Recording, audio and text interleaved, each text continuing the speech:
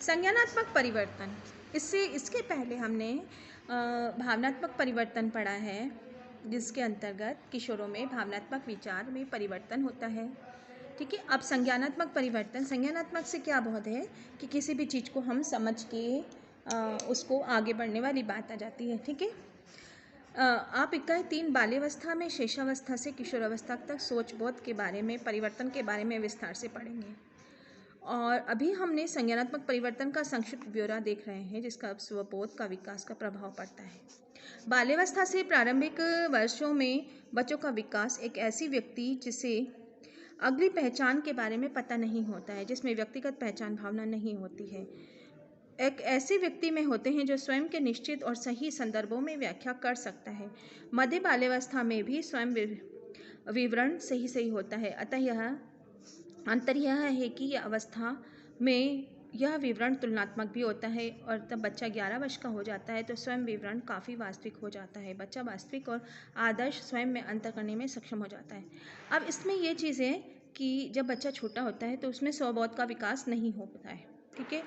अब जैसे जैसे वो थोड़ा बड़ा होता है, उसमें अपनी वास्तविक शक्तियों के बारे में, वास्तविक पहचान के बारे में उसे पहचान पता होने लगती है, और आदर्श और वास्तविकता में अंतर उसे पता चलने लग जाता है। ठीक है।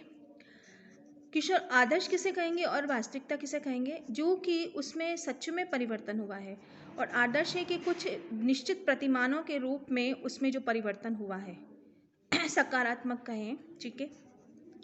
अपेक्षा हम समाज हमसे क्या कर रहा है, हम किस प्रकार उसके आदर्शों पर खरे उतरते हैं, वो चीज़ बात आती है। ठीक है। किशोरावस्था के दौरान एक ज़बरदस्त परिवर्तन यह है कि किशोर अमूर्त रूप से सोचने लगता है, अर्थात वे वर्तमान से और जो वह देखते हैं, अनुभव करते हैं, उससे आगे भी सोच सकते हैं। मतलब जो किशोर होता है उसमें मैंने आपको बताया है कि उसमें परिवर्तन होता है। ठीक है।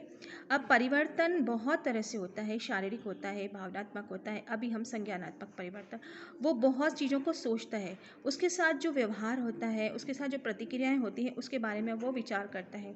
अन्य शब्दों में विभिन्न संभावनाएं उसके परिणाम के बारे में सोच सकते हैं। इसके लिए आवश्यक यह भी है कि उस स्थिति से गुजरने और किसी परिणामों को झेले, मतलब उसके साथ जो अनुभव होता है उससे ही उसको हर चीज़ का ज्ञान होता है। ठीक है।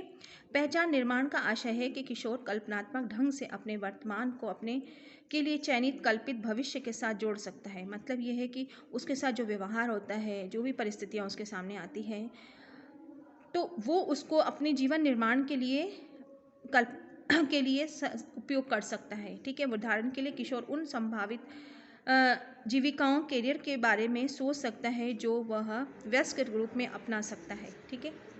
अब जब बच्चा किशोर होता है तो उसकी संभावना करियर के बारे में होती है कि जब उसने शिक्षा प्राप्त की है तो अब करियर बनाने के बारे में सोचेगा वो व्यक्ति, जो ठीक है, और जिसने उसने बहुत सारी चीज़ें उसने देखी है तो वो उस चीज़ को अपने जीवन में उतारने की कोशिश करेगा। सकारात्मक पहलू अगर उसने देखा है तो उसको आदर्श मान के वो उस चीज़ पे, उस पे चलने के लिए तैयार रहेगा।